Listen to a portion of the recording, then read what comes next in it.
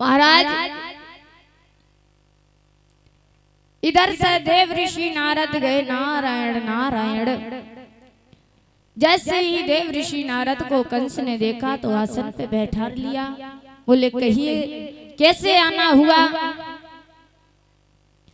महाराज देव ऋषि नारद कहने लगे कंस काफी उदास समझ में आ रहे, क्या बात है? क्या बताऊं, मेरी तो कुछ समझ में नहीं आता है। क्यों, क्या हुआ? तुम्हें तो मालूम है जब से उन छोटे छोटे बालकों ने जन्म लिया है तब से मेरे दिल की धड़कन तेज होती चली जा रही है। अभी तक जब तक तुम आते थे कोई ना कोई उपाय मुझे बताते थे। आपने जितने उपाय बताए मैंने सारे उपाय कर लिए पर मेरा काल नहीं मरा।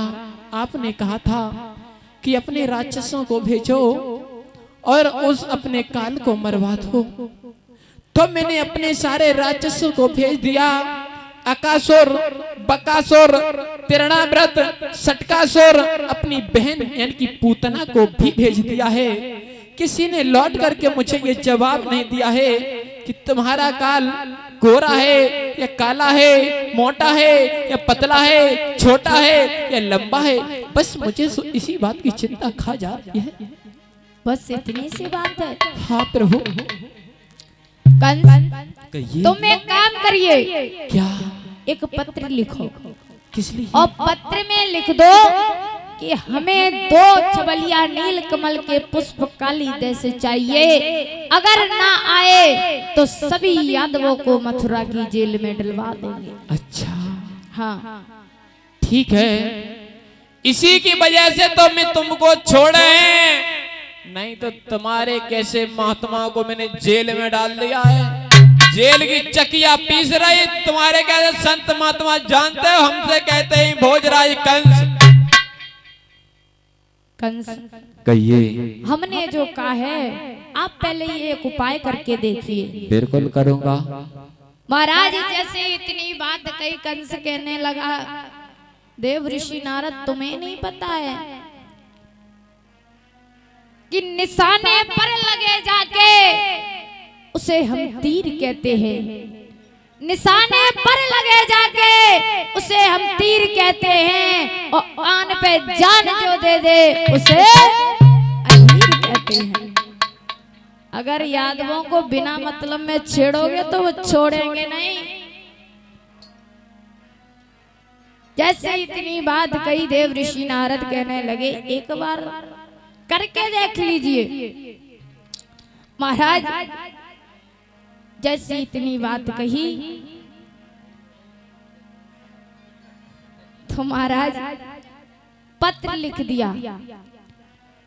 पत्र जैसे ही गोकुल में आया बाबा नंद को मिला। बाबा नंद ने जैसे ही पढ़ा कि 2 छबलिया नील कमल के पुष्प चाहिए तो आंखों से आंसू बहने लगे। वारे कंस, जब से मेरे कन्हैया बलराम पैदा हुए तब से तूने मेरा पीछा नहीं छोड़ा। महाराज जैसे इतनी बात कही तब तक मैया यशोदा आ गई। कहने लगे बाबा क्या बात है? बाबा आनंद कहने लगे यशोदा तुम्हें नहीं पता है, सुनो मेरी बात। क्या बोले?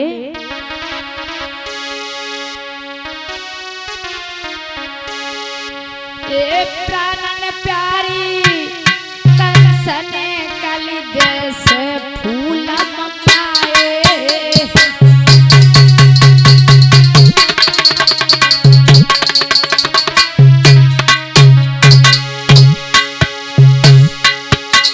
अरे पापी धमकी सुन के प्राण मेरे घबराए।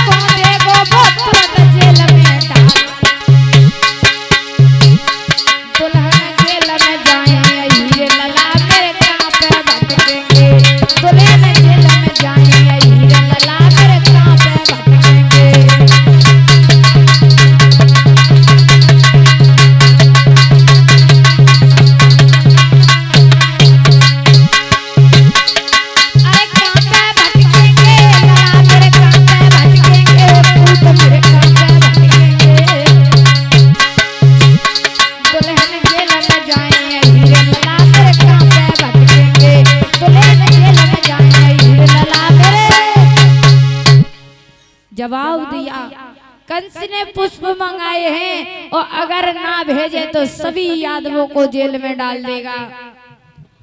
जब सभी यादव जेल में चले जाएंगे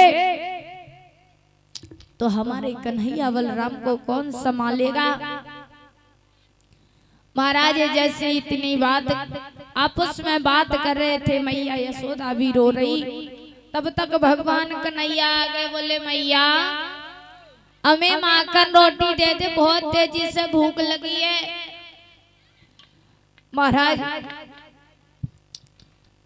यशोदा कहने लगी, लाला आज रोटी खा ले, कल पता नहीं कल तुम कहाँ होगे हम कहाँ होंगे। मैया हाँ तुम्हारी आंखों में आंसू।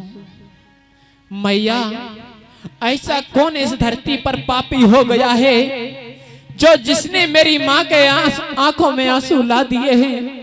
मैया एक बार उस पापी का नाम तो बता दे, उसको मजा ना चिखा दूं तो मेरा भी नाम कन्हैया नहीं। मैया अगर किसी ने तुमसे आंख चलाई हो तो मैं उसकी आंख को निकला लूंगा। मैया अगर किसी ने तुमसे जबान चलाई हो तो मैं उसकी जबान को खिंचवा लूंगा। अगर किसी ने तुमसे उंगली उठाई हो मैं उसकी भुजा को उखड़ा लूंगा। एक बार मैया उस पापी का नाम तो बता दे, हमसे भी कहते कन्हैया।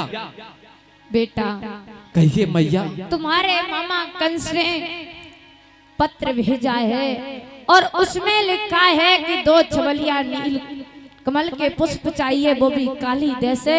और तुम्हें नहीं पता है काली दे में कालिया नांग रहता है, और अगर ना भेजे तो सभी यादवों को जेल में डाल देगा।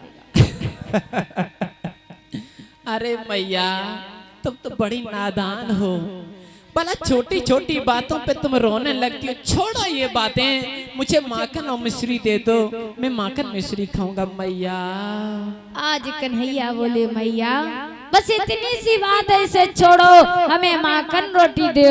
और क्या बोले हैं कन्हैया सुनो लाला।